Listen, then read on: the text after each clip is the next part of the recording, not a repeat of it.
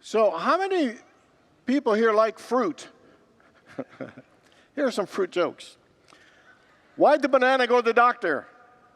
Because he wasn't peeling well. Okay. What happens when you step on grapes?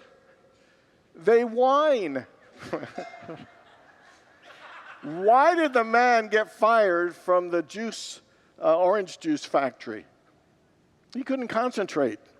Okay. And so the reason I shared those fruit jokes is because in the Bible, they mention fruit a lot, sometimes specific ones like figs and dates, but also mention different aspects and symbolism with fruit. The first fruits, the fruits of the Spirit, the fruits of our labor, good fruit, bad fruit. In the book of Genesis, we are told to be fruitful and multiply. In Galatians, it actually lists the fruits of the Spirit, which are love, hope, peace, kindness, faithfulness, gentleness, and self-control. Jesus said, "You will know my disciples by their fruits." In fact, if you look at it, and particularly in the parables, many of the parables were about one thing, about our responsibility to bear good fruit. We are all called here to bear good fruit, which comes in many forms, and one of them is to live a God-centered life, to produce good, to bring and express the best in ourselves, to deepen our faith, to bring forth the glory of God and help bring forth the kingdom of heaven right here and now. Bearing good fruit is not just about what we do. It's not just about doing. It's not about having. It is also about being. And so we all need to ask ourselves a question: am I bringing forth and bearing good fruit as much as I can? And what more good am I here to produce and bring forth? So we're in week 3 of our 4-week series on the parables. Parables are simple stories with a common everyday type experiences that help us go a little deeper and understand the spiritual truths behind it, truths to help our lives to live in a more spiritually centered way. Week 1, we did the pearl of great price. Last week, we did the parable of the talents. And today, we're going to look at the parable of the vine. It appears in John 15, verses 1 to 8, and I'll read it for us. "I am the true vine, and my Father is the gardener. He cuts off every branch in me that bears no fruit, while every branch that does bear fruit, he prunes, so that it will be even more fruitful. You are already clean because of the word I have spoken to you. Remain in me, as I also remain in you. No branch can bear fruit by itself. It must remain in the vine. Neither can you bear fruit unless you remain in me. I am the vine. You are the branches. If you remain in me and I in you, you will bear much fruit. Apart from me, you can do nothing. If you do not remain in me, you are like a branch that is thrown away and withers. Such branches are picked up and thrown into the fire and burned. If you remain in me and my words remain in you, ask whatever you wish, and it will be done for you. This is to my Father's glory, that you bear much, showing yourselves to be my disciples." So we're going to look at this fabulous parable and analyze it to share the 3 things we can do to bear good fruit. And the first thing this teaches us is to remain connected. The vine and the branches are connected, and they must remain connected if the branch is to thrive.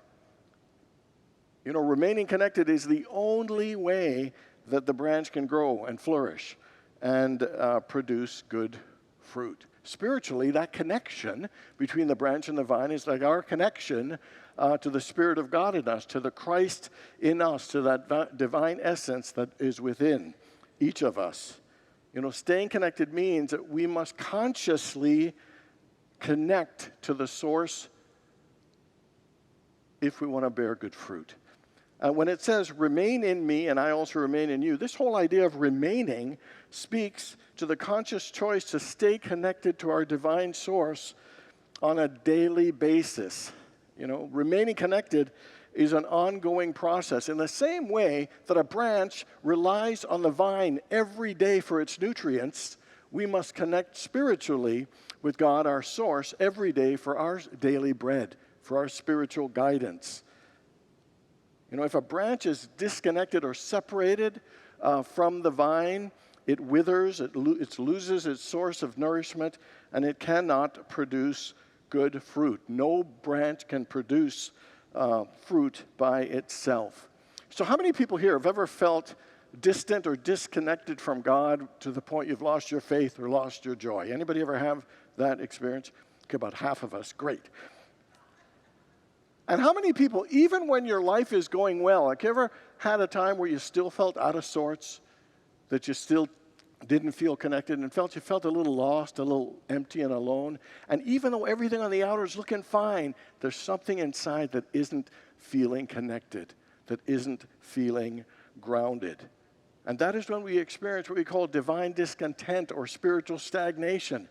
It is when we are separated and feel distant from God to the point that we feel hopeless, that we feel powerless, we feel stuck, we feel lost. Somebody once said, if you feel distant from God, who moved?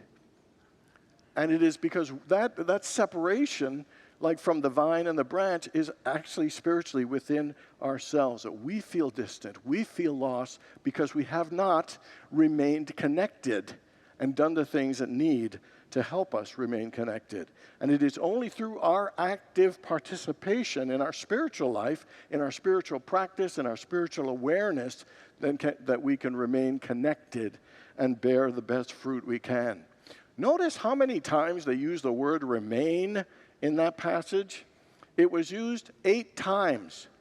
They used the word remain 8 times in 8 verses. They were using remain to remind us to remain connected, because it is not something we all do. Sometimes we feel disconnected from God. Sometimes we feel lost. Sometimes when we're meditating, we just don't feel that connection. So we need to actively participate and do our work consistently and consciously to remain connected so we can bear good fruit. Here are the 3 ways we can remain connected. The first one is to seek God with all your heart. The only prerequisite for prayer is sincerity. It says in Jeremiah, if you seek me, you will find me. If you seek me with all your heart.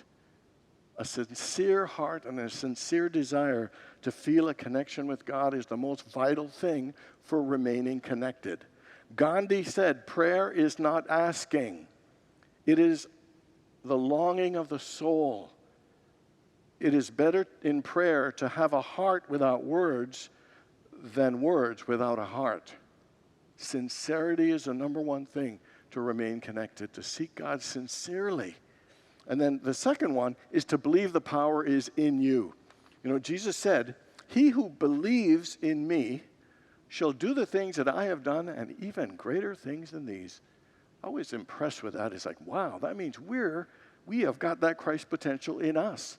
And what he is saying is if you believe in that power of the Christ that is in you, the way I believe that it's in me, through that power, you shall do the things that I have done and even greater things than these. Paul put it this way, Christ in you, your hope of glory.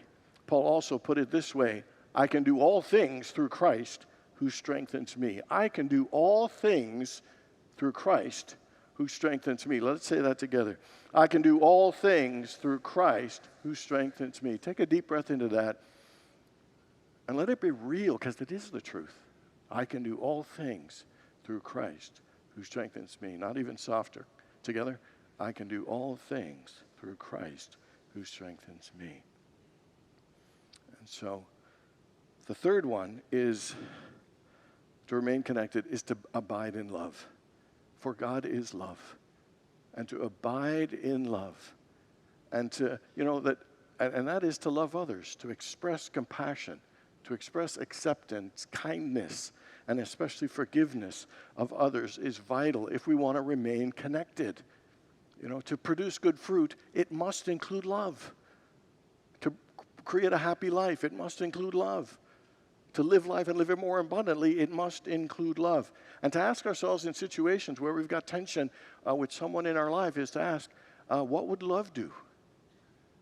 What would love call me to do in this moment, in this relationship, and in this situation? The first thing this wonderful parable teaches us is to remain connected. Like the vine and the branch, we need to remain connected. And that is by being sincere, seeking God sincerely, believing the powers in us, and abiding in love. The second thing it teaches us is that growth comes through cutting and pruning. Here's what he says. He cuts off every branch in me that bears no fruit, while every branch that does bear fruit, he prunes so that it will be even more fruitful. If you do not remain in me, you are like branches that are thrown and withered. Such branches are picked up and thrown into the fire. When we think of growth, we love hearing things like bearing good fruit, planting the seeds, growth and harvest, success, everything going well. But when we think about success, we don't think about cutting things off, pruning things back, giving things up, letting go and releasing those things. And yet in gardening and in our spiritual life, the ability to let go of things that aren't serving us, let go of things that aren't for our highest good, is a vital part of spiritual growth. Michael Beckwith said 100% of spiritual growth is about letting go. And so cutting off what is dead, cutting off what is not producing, and pruning back things are a vital part of things growing. They're being regrowth. They're being renewal. And so this is an important thing. And notice it says, for the things aren't producing, you got to cut them off. But even for the things that are, you got to prune. And to me, that's a vital and important message to say we always need to be looking at our lives to remain connected, but also to remain pruning, to look at life and say, what is not serving me and what do I need to let go? And so what are the things in your life that are not producing good? What are the things in your life that are not healthy, that are not helpful, that are not positive? So what in your life is not working? And what in your life needs to be cut out and for you to let go? Maybe it's a toxic relationship. Maybe it's a friendship that's just draining and doesn't really serve you any longer. Maybe it's a negative habit. Maybe it is, fear or worry. What is the thing in your life that is not good for you, that it's time for you to let go, time for you to release, time for you to cut it out of your life? And so what in your life are you allowing to stop you from bearing good fruit? Because whatever that thing that's stopping, it's probably time for us to let it go and cut it out. And so the second thing it does, it tells you, even look at the areas of your life that are working. See what you can do to prune and tweak them so they can work even better. So do you like the way you're showing up in your life on a daily basis? I would guess most of us think we're doing pretty good. But then we got to ask ourselves, what can I do to tweak how I show up so I can show up more positive, more joyful, more playful, more grateful? So do you like how you are taking care of yourself and treating yourself in terms of taking care of your health and your wellness? Or is there something you need to do to tweak to be more supportive and more caring in the way that maybe that you eat or sleep or take care of yourself, to be more loving to yourself? What would those tweaks be? And then, do you like how you're treating everybody in your life?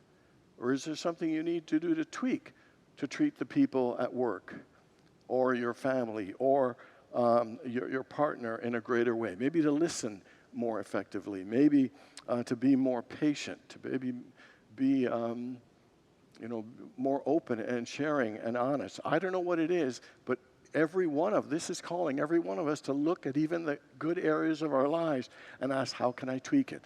How can I prune it? How can I do something to bring forward new growth, to open a space for even greater good and greater possibilities?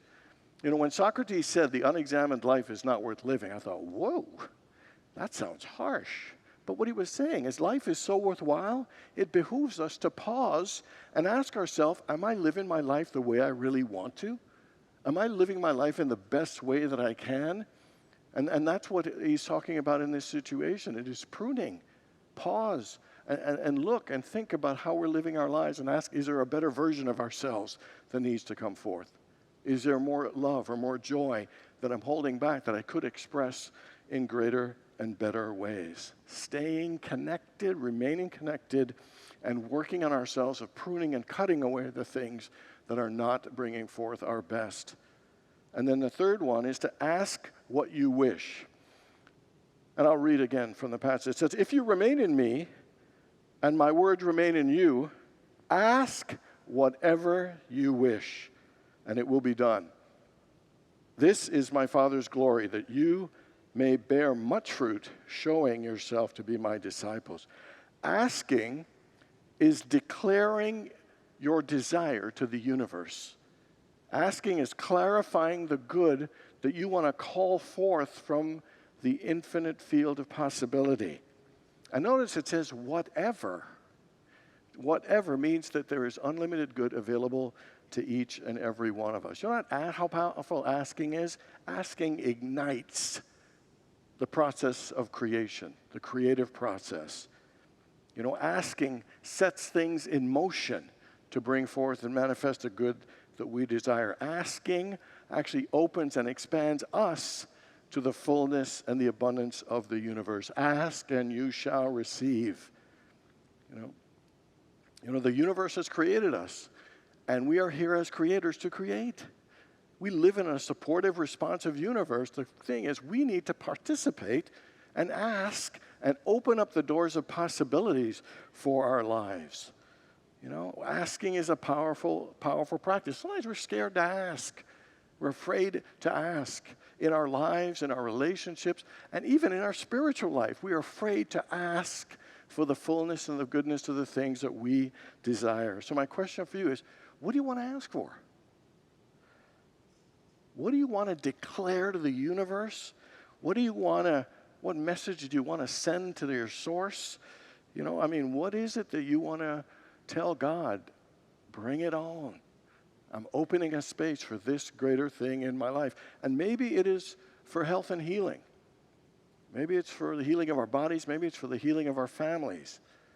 Maybe it's to heal a broken heart. Maybe it's to increase our income. Maybe it is to find more fulfilling employment. Maybe it's to have legal issues resolve themselves in the best way possible.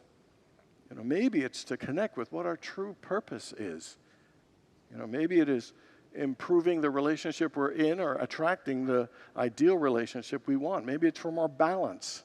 Maybe it's for more energy. Maybe it's for being more discerning and learning how to say no. Or maybe learning how to say yes. So what do you want to ask for? So I'm going to ask you to ask for three things. And then there's a fourth one I want you to ask for, and it's based on Muhammad Ali's quote when he said, if your dream doesn't scare you, your dream is not big enough. If we're going to be thinking anyway, why not think big? If you're going to be praying anyway, why not pray big? If you're going to be asking anyway, why not ask big? If you're going to be living anyway, why not live big? We live small lives. And even in prayer, when it says whatever, it means unlimited. It's available to us, and we're still a bit afraid to ask. And so ask for three things that come to your mind, and then intentionally ask for something big that scares you a bit. And not just anything, but something you want, something you desire that you haven't allowed yourself to realize that's possible for me. The one that scares me a bit, that's my big one, is raising $2.5 million to build that indoor fellowship space. But I got faith. And I am holding in prayer not just the raising of that money, but also hiring the right contractor, that the city permits process go well, that the entire building schedule goes even better than we thought, and we're all in there having a coffee together and enjoying some fellowship together. You know, for us to expand the good in our lives, guess what? We need to expand our faith. We need to step out. We need to dream big. And we need to believe in these possibilities and not let those possibilities scare us. A few minutes before service started, the townspeople were sitting in their pews talking. Suddenly, Satan appeared at the front of the church, and everybody started screaming and running for the exits, trampling each other, frantic to get out. Soon, there was only one person left in the church, and who was an elderly man who sat there calmly, without even moving, almost seemingly oblivious to the fact that the devil was in the church right in front of him. So Satan walked up to the old man and said, don't you know who I am? And the man said, sure do. He says, aren't you afraid of me? He said, sure ain't. He said, do you realize I could kill you with a word? I don't doubt it for a second.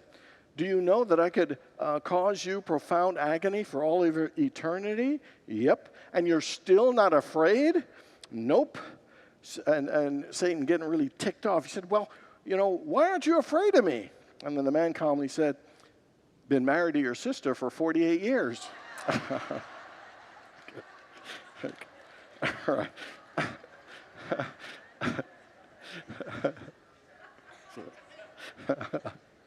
So,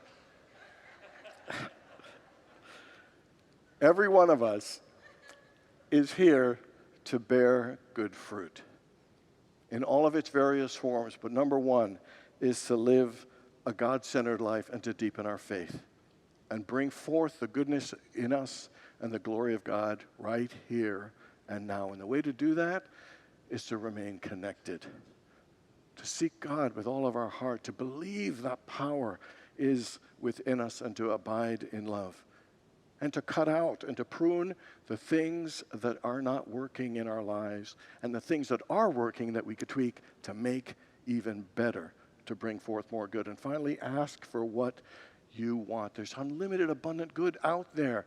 The question is, what are you willing to ask for? Because it's the only way to bring forth more good is you have to be willing to ask. To bear good fruit is our purpose, and it is also the great message in the parable of the vine. God bless you all.